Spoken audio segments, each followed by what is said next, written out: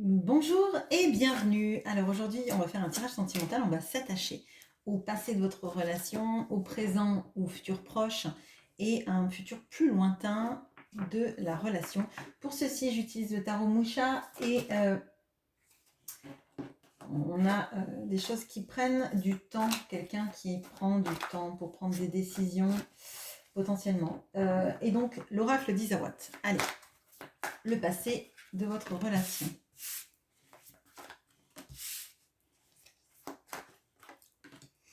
Le présent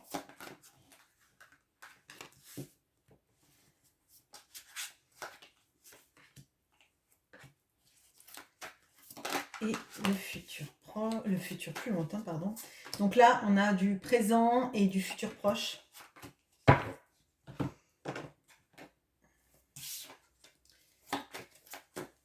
Allez, passer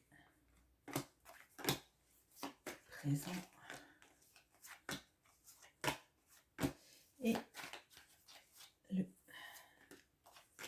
futur proche. Allez, qu'est-ce qui se passe? Qu'est-ce qui s'est passé, je veux dire? On a le 9 d'épée et la Kundalini. Oh. On a la force et les schémas répétitifs, enfin les schémas. Le 10 de coupe et le Playboy. Okay. Le 5 d'épée et le Yearling. Bon. Énergie bien différente dans votre vie à tous les deux. Alors, là, moi, ce que je ressens, c'est que vous étiez dans une démarche d'arriver à guérir de votre vie, de votre passé, de ne pas implémenter tout ce que vous aviez vécu dans cette relation. Avec la force, on a cette notion de se dompter psychologiquement, d'arriver à tirer le meilleur de soi-même pour en fait s'ouvrir toutes les possibilités pour une vie. On voit vraiment que vous aviez dans l'idée et dans l'envie de fonder quelque chose de très sérieux avec cette personne. Et pour moi, en fait, il y a eu quelque chose d'insatisfaisant. Tout devait bien se passer, tout aurait pu se passer et vous avez essayé de faire en sorte que tout se passe comme il fallait, le mieux du monde. Quitte à peut-être même rogner sur vos propres besoins. Mais vous voyez comme si vous faisiez tout pour que l'autre se sente bien avec vous. Sans nécessairement prendre en compte, vous, vos réelles motivations. Bon, ça pouvait vous empêcher de dormir parce qu'il y a quelque chose de... Vous savez, comme si quand on ressent que quelque chose ne va pas, mais on n'arrive pas à mettre le doigt dessus. Et du coup, le cerveau tourne en boucle et on essaye, et on ne comprend pas ce qui ne va pas, en fait. On ne comprend pas pourquoi peut-être l'autre ne s'engage pas autant, pourquoi potentiellement on a quelqu'un qui vient, alors, je vais le dire clairement, pour de la sexualité, ou en tout cas pour même des échanges, oui, tourner vers ça, et finalement on repart toujours dans ses schémas, dans sa manière de faire, en mode comme si c'était, vous savez, un travail à la chaîne et que la personne était au milieu et on sait qu'il faut continuer sinon on brise la chaîne. Et cette personne-là, elle était dans ces schémas-là de je prends ce que j'ai à prendre, je ne laisse pas grand-chose, j'ai toujours envie de séduire, j'ai toujours envie de plaire, j'ai toujours envie d'avoir une image positive vis-à-vis des autres autour de moi. Mais c'est pas quelqu'un qui donnait, hein. C'est pas quelqu'un qui donnait beaucoup. Et là, on sent en fait que vous étiez prête à donner beaucoup, peut-être même trop, pas assez pour vous en tout cas, et que votre homme prenait tout ce qu'on lui donnait en fait, sans... vous savez, c'est un peu c'est le self-service quoi. Hein, tant qu'il y a à prendre, je prends et je ne donne plus rien. Bon.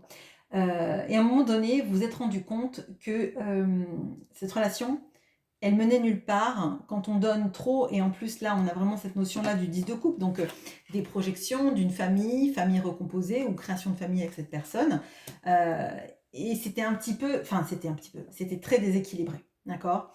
C'était très déséquilibré. À un moment donné vous êtes dit si cette personne elle ne veut jamais rien changer à sa vie, si elle suit toujours des schémas qu'elle ne stoppe pas. Moi, j'ai beau faire tout ce que je peux, essayer de ne pas amener tous mes ressentis, toutes mes blessures passées sur le tapis et d'essayer de prendre sur moi et d'essayer de faire en sorte que cette relation marche. Et moi, je sens que vous avez mis beaucoup de cœur dans cette relation et dans l'envie que ça marche. À un moment donné, c'était épuisant. Vous êtes dit, mais où je vais? Je vais sacrifier tout ce que j'ai, toute ma force vitale, tous mes espoirs, toute ma vie, en fait, centrée sur une personne qui, elle, était une personne plutôt très indépendante, plutôt très centrée sur elle, un peu comme un cheval sauvage. Hein.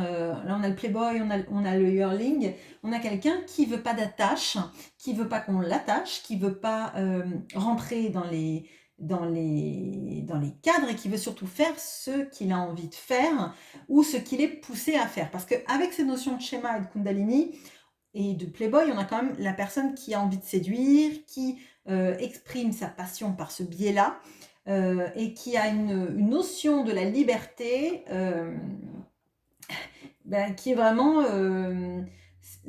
c'est jouir sans entrave, si vous voulez. On fait tout ce qu'on veut, on fait ce qu'on a envie de faire et la moindre chose qu'on ferait vers l'autre, c'est comme si en fait on nous mettait un licol et qu'on retournait dans le manège, quoi. Hein. Bon, vis-à-vis du cheval, voilà. Mais vous voyez, on a vraiment là une différence de monde, c'est-à-dire que vous êtes épuisé hein, à trouver comment satisfaire cette personne, comment ça pourrait marcher, il y a une notion qui n'est pas là avec le 8 d'épée qu'on aurait pu avoir, mais il y a cette notion-là, en fait, vous avez fait tout ce que vous pouviez pour que ça marche, mais en fait, sans doute, vous avez trop donné hein, par rapport à quelqu'un qui donnait peu, ou en tout cas, c'était très ciblé la manière de donner de cette personne, et là où vous avez essayé de stopper vos schémas, en tout cas, il y a peut-être là un schéma de quand on donne trop et qu'on se conforme aux envies de l'autre, il y a quand même un schéma qui est compliqué, mais vous, c'est un schéma pour l'autre, pour avoir peut-être une relation qui marche et vous avez essayé de mettre en place des solutions, je dirais. Hein. Bon. Et on voit que ça vous a épuisé, qu'à un moment donné, vous vous êtes dit, là, je vais m'épuiser, je donne trop, je ne prends pas assez soin de moi, et c'est souffrant, et ça n'ira nulle part. Bon. Alors, dans le présent, futur proche, qu'est-ce qu'on a? On a la reine d'épée, on a le fric, ok. On a la roue de la fortune, on a la vague. On a le 10 de bâton et la lady. On a le 10 d'épée et la peur. Ok. Bon, alors déjà, très clairement, ce qui ressort de cette ligne, c'est ce mode de protection que vous avez mis en place. Alors, là, on le voit, vous voyez, la reine d'épée, elle n'a pas l'épée vers le haut, elle n'a pas forcément quelque chose à dire, elle n'a pas forcément envie de trancher, par contre, elle se protège. Elle a mis son épée en rempart, donc l'épée, ça va nous faire penser au mental et ça va nous faire penser aussi à toutes nos structurations mentales qui nous servent en fait à mettre à distance l'autre, d'accord? Moi, j'ai l'impression que vous n'avez pas envie de parler. Vous n'avez pas envie de vous exprimer, vous attendez potentiellement que cet autre revienne, si vous en avez envie bien sûr, mais vous n'avez pas envie de redire les choses que vous avez déjà dit avant. Vous voyez cet autre plutôt comme quelqu'un de très matérialiste, ou en tout cas intéressé par son confort de vie, l'amassement de richesses, peut-être les biens immobiliers, hein, je pense qu'il y a peut-être de ça là-dedans. Et vous dites que ça ne correspond pas, vous, avec votre philosophie de vie, vos envies, et que si vous vous mettiez ensemble à l'heure actuelle, et que cette personne n'a pas guéri ses schémas et est toujours centrée sur la matérialité et sur son abondance financière et pas sur qui il est, donc ce qu'il a versus qui il est, ça vous intéresse pas plus que ça. Alors, il faut de l'argent pour vivre, et ça, c'est évident. Néanmoins, il ne faut pas vivre pour l'argent. Et là, en l'occurrence, vous vous dites que cette personne, alors excusez-moi, c'est ce que je ressens, si elle s'intéresse juste à ça, c'est qu'elle est un peu creuse. Bon, c'est violent, mais c'est ce que je ressens. Là, moi, j'ai les 3 cartes qui suivent sont des cartes qui me font dire que vous êtes en fin de cycle. Là, en fait, on voyait que vous faisiez tout pour pas amener vos blessures passées, que vous faisiez tout pour guérir dans cette relation et faire tout ce que vous pouviez pour que cette relation marche. Et il y avait sans doute des schémas que vous avez trimballés avec vous dans une sorte de sacrifice au bonheur de l'autre en oubliant le vôtre, que vous avez su quand même quitter, puisqu'on le voit à la fin de cette ligne. Là, moi, j'ai une grosse fin de cycle. J'ai une réappropriation des énergies sur vous-même, déjà. J'ai cette notion-là de protection et surtout d'en finir avec les choses qui nous pèsent trop. D'accord ? Avec le 10, qui est la roue de la fortune, moi, j'ai l'impression que c'est vous maintenant qui maîtrisez le sens de la roue. Vous vous laissez plus en fait brinque-baller par les desiderata des autres, vous vous laissez plus aller par l'envie de satisfaire à quelqu'un. Vous voulez déjà vous satisfaire vous-même. Quand vous vous regardez dans vos actions, vous voulez vous trouver aligné avec ce que vous faites. C'est très important. Alors, on voit aussi avec le 10 de bâton, là, que quelque part, donc le 10 de bâton, c'est porter un fardeau. Là, c'est pas l'impression que j'ai l'impression que la fatigue a été tellement grande que maintenant, vous voulez plus de ça. Vous voulez plus porter des responsabilités qui sont pas les vôtres. Vous voulez plus, en fait, construire la maison du petit cochon qui va être soufflée en moins de 2 par quelqu'un qui n'en voudra pas. Vous voyez ce que je veux dire ? Vous en avez marre, en fait, de faire tous les efforts dans la relation. Et dans n'importe quelle autre relation, maintenant, c'est fini. C'est fini, ça. On fait des efforts de manière conjointe. Il y a des compromis dans les relations amoureuses. Sinon, si on donne tout, si on bâtit tout, finalement, on en vient à s'oublier, à se fatiguer. Et si l'autre donne peu, en fait, on se dit, mais tout ça pour ça, quoi. Bon, là, moi, j'ai vraiment ça. J'ai cette notion-là de la fin de cycle. Et je pense que là, présent, futur proche, vous êtes en train de faire un reset de tout ce qui a été toxique dans votre vie, que vous avez bien conscientisé. Alors là, je pense que là, on a des personnes intelligentes qui comprennent tous leurs mécanismes, tout ce que vous avez essayé de faire pour plaire, pour que ça marche vis-à-vis d'un entourage, vis-à-vis des relations amoureuses. Et maintenant, vous dites, mais c'est pas ça la clé en fait. Ça, c'est la clé du sacrifice. C'est juste la clé du sacrifice. Et si on en vient à tout bâtir nous-mêmes et que l'autre n'a que aller et venir, c'est quelqu'un qui va pas bâtir avec nous et qui va franchir la porte et repartir si ça lui plaît pas. Bon, parce qu'il n'y a pas cette notion-là d'engagement. Vous voyez, d'engagement dans la relation. Je ne parle même pas d'engagement mariage, etc. Bon. Ce que je ressens, c'est que l'autre, votre autre, pardon, il est brinque-ballé. Là, les émotions, elles viennent pas comme il faut. Enfin, elles viennent pas comme il faut. Elles viennent en vagues. Elles viennent. On a quelqu'un qui a des émotions très fortes et très contrastées. Et c'est pas les plus belles émotions, je dirais. On a quelqu'un qui pense à vous, mais ça va venir comme vague et ça va venir à le terroriser. À le terroriser parce que c'est quelqu'un qui réalise qu'en fait, il n'a pas les clés. Il n'a pas les clés parce qu'il les a jamais cherchées en même temps. C'est toujours conformé dans sa matérialité, dans sa volonté de ne pas avoir d'attache. Alors ça ne veut pas dire que c'est pas quelqu'un qui a pu être marié, de ne pas avoir d'attache. C'est juste quelqu'un qui a pu se marier pour des raisons financières ou pour des raisons de carrière ou pour plaire à la famille. Ça ne veut pas dire... là, c'est pas ça. Il y a des gens qui sont bien plus libres mariés que d'autres personnes qui sont célibataires et qui essayent de plaire à tout le monde. Mais là, moi, ce que je ressens, c'est qu'on a quelqu'un qui n'a jamais cherché à faire des efforts. Si c'est quelqu'un qui a été marié pendant longtemps, c'est quelqu'un qui sait, dans son mariage, c'est quelqu'un qui se laisse potentiellement aller, qui ne cherche pas à séduire sa partenaire de vie, etc., etc. Parce que, bah, pas besoin, hein, en fait, on est mariés, c'est bon, il y a pas besoin. Vous voyez? Ce genre de choses. Et avec vous, cette personne, elle vous a tellement laissé tout bâtir, tout faire, ne venir que, pour, des moments charnels, que vous, bah, c'est pas ça qui vous correspond, parce que vous êtes autre chose qu'un corps, hein. Vous êtes un esprit, une âme, une intelligence, et cetera et cetera, et un cœur, et ça va plus. Et donc cette personne, elle réalise qu'en fait, vous lui manquez. Mais c'est pas juste, vous voyez, le petit ah bah tiens, qu'est-ce qu'elle devient, les petites rêveries. Là, c'est pas ça, hein, c'est assez violent, à la manière de la vague. Moi, je le ressens comme le tsunami. Vous voyez, si vous maintenant vous maîtrisez la roue du temps, moi je sens que l'autre ne maîtrise pas alors les éléments, mais en l'occurrence ses émotions qui le submergent. Il sait pas quoi en faire parce qu'il s'est jamais vraiment intéressé au sens de ses émotions. Vous voyez?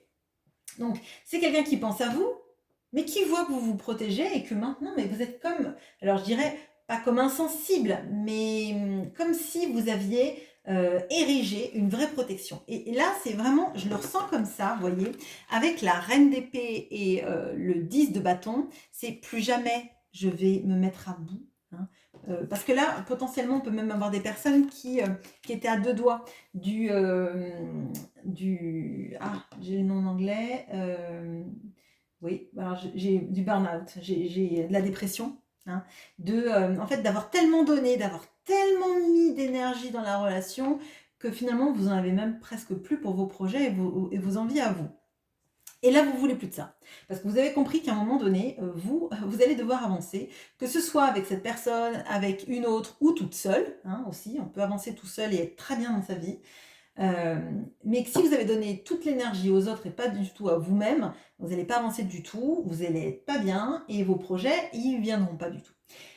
Et là, cette personne, elle voit que maintenant, elle peut plus vous atteindre comme elle voulait et ça lui fait terriblement peur. Il y a aussi, alors je le dis, mais alors c'est pas un sentiment très beau, mais je le ressens. Cette personne, elle a comme peur que vous vous vengiez d'elle si elle revenait. Alors, c'est pas vous venger dans le sens lui faire du mal je sais pas moi, en publiant des photos, des trucs comme ça, mais comme si vous alliez jouer avec son cœur, vous voyez. Et je pense que c'est parce qu'elle sait qu'elle n'a pas été très très propre dans la manière d'agir, dans ce qu'elle vous a montré de vous représentiez. Euh, Elle a peur en fait que si elle revient vers vous, vous lui fassiez, vous lui fassiez payer en fait, hein. C'est vraiment ça. Je suis désolée, c'est pas des énergies qui sont très belles. Euh, et ça nous montre peut-être aussi cette propension euh, à pas s'être regardé en face pendant longtemps dans ses actions. Et maintenant, on dirait que ça lui saute aux yeux. Ça le submerge et qui se dit, bon, avec tout ce que je lui ai fait, si je reviens, forcément, elle va se venger. Maintenant qu'elle s'est protégée, elle en a peut-être plus rien à faire de moi. Et si je reviens, elle va elle va me faire payer. Peut-être que c'est des choses aussi que lui a fait dans sa vie, hein. Parce que s'il a ces idées-là, potentiellement, enfin je dis lui, ça peut être elle, potentiellement, il y a quelque chose qui peut ressortir de ça. Bon, alors, le futur un peu plus lointain, on a la papesse, enfin la grande prêtresse et la bonne fée, le 9 de denier et le sceptre, le 2 de denier et la maladie, le 6 de bâton et le risque. Alors déjà, on continue, hein, dans un futur un peu plus lointain, vous continuez à intérioriser vos émotions. Là, je crois que vous avez beaucoup donné dans le passé, de mots d'amour, d'actions d'amour, de manière de rassurer l'autre dans qui il est, dans sa beauté, dans son intelligence, dans ce qu'il représentait pour vous. Et vous avez vu que vous avez tellement donné que l'autre n'avait rien besoin de donner, n'avait rien envie de donner aussi à un moment donné, hein, ça c'est plus que certain. Et maintenant qu'en fait vous êtes à l'aise vis-à-vis de vous, de ce que vous voulez de votre vie, les sentiments, si vous en avez, ils vont rester secrets. Et moi, ce que je ressens, c'est que l'autre est en mode un peu panique hein, de tout ça. On l'a vu, c'est quelqu'un qui a peur que vous lui fassiez du mal, mais c'est quelqu'un qui a surtout peur de vous perdre et qui va revenir de manière comme si, enfin non, je vais dire comme s'il avait changé, mais je pense que ça le fait changer de toute façon. Comme s'il réalisait votre lien, comme s'il réalisait que votre histoire était depuis le début extrêmement forte, et je pense que c'est le cas, mais qu'il n'en avait pas perçu toute la portée, vous voyez. Comme s'il avait une conscientisation qu'une bonne fée s'était posée sur son épaule pour lui dire «Eh, souviens-toi à quel point elle est importante pour toi». Et encore plus là, on voit que vous continuez à vous centrer sur vous et je pense que ce sont vraiment ces énergies-là qui font que cette personne, elle réalise les choses. Parce que c'est pas en courant après quelqu'un, malheureusement, que cette personne, elle réalise qu'on lui manque, c'est quand on sait, quand on se crée des chances d'être bien dans sa vie, hein. Qu'on n'a plus besoin de l'autre pour exister, qu'on n'a plus besoin de l'autre pour nous rendre heureux, heureuses, qu'on n'a plus besoin de l'autre, des messages, etc., que l'autre réalise vraiment à quel point on est détaché, à quel point on fait notre chemin et qu'on n'est plus là pour lui dire je pense à toi, etc. Et il sent la vacuité de ses relations amoureuses potentiellement. Alors là, on a quelqu'un qui a envie en fait de revenir à la ligne où vous faisiez des choses pour lui. Vous voyez ce que je veux dire? Où vous faisiez tout pour que ça marche. Mais c'est un vœu pieux qu'il a, parce que vous n'allez pas retomber dans les mêmes énergies, clairement. Une fois que vous avez... mais peut-être que vous avez commencé ça à le transformer, parce qu'on voit avec c'est des fins de cycle, donc dans le présent, vous êtes en fin de cycle total, et je pense que vous vous projetez dans votre vie, dans ce qu'il faut faire pour que vous soyez bien. Et là, on voit que quand c'est ancré dans un futur un peu plus lointain, c'est complètement ancré. Et l'autre, en fait, réalise qu'il a plus de prise sur vous, hein. Il a plus de prise sur vous, que maintenant, vous maintenez de l'équilibre dans votre vie, et lui, ça le rend malade. Ça le rend malade parce qu'en fait, il n'y a plus de prise sur vous. Vous voyez, il n'y a plus de prise.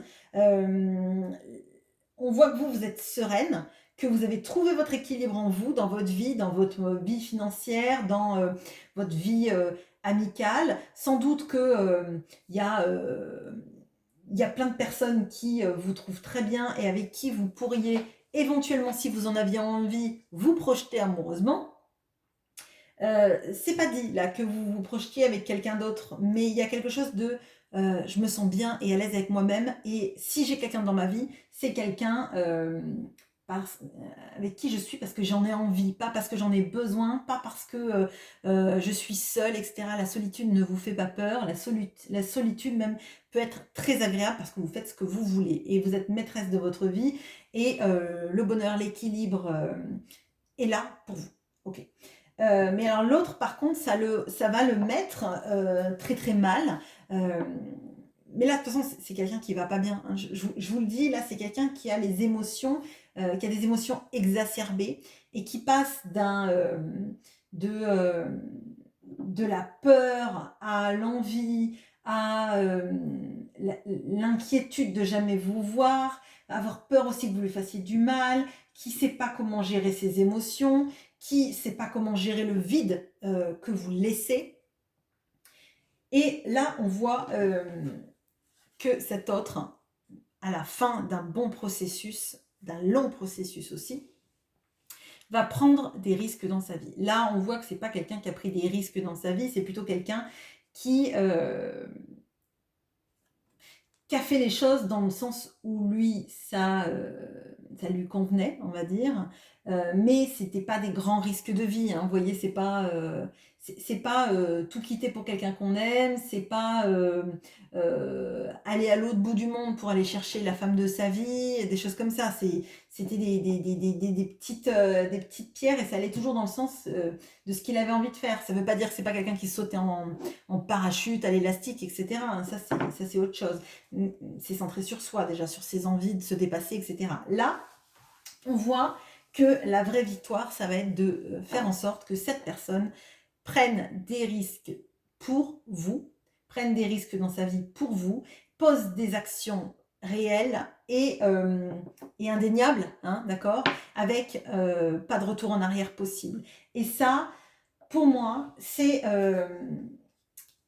la grande victoire. Ça ne veut pas dire que cette personne, elle va, que le fait que cette personne mette en l'air toute sa vie, ça soit une victoire si vous en voulez plus. Mais il y a cette notion-là, d'en fait, d'avoir été quelqu'un de vraiment choisi pour qui vous êtes et que cette personne, elle parte vraiment à la conquête de vous, pas juste parce que vous êtes une belle personne, pas juste parce que elle a personne d'autre dans sa vie. C'est au contraire se battre pour vous parce que c'est vous qu'elle aime, c'est vous qui le méritez. Et là, c'est la reconnaissance en fait. C'est la reconnaissance de qui vous êtes dans votre entièreté. Et pas seulement parce qu'elle a un trou dans son planning de 6 heures du soir à 7 heures du soir. Vous voyez, là, on a quelqu'un qui prend des risques qu'elle n'a jamais pris dans sa vie, qui prend aussi potentiellement des risques de se dévoiler sentimentalement. Euh, mais parce qu'en fait, vous n'alimentez plus ce lien amoureusement. Vous êtes privilégié, vous avez mis en place des vrais projets pour vous, qui vous font du bien, et que cette personne, elle est en tsunami émotionnel, elle n'a plus rien à se raccrocher, elle a peur de vous perdre définitivement, elle a peur que vous rencontriez quelqu'un que vous aimiez plus que vous ne l'avez aimé, et qu'elle se retrouve, elle, à faire comme Picsou en train de nager dans sa piscine de pièces, mais seule. Voilà ce que j'ai pour vous, j'espère que ce tirage vous aura plu. À bientôt.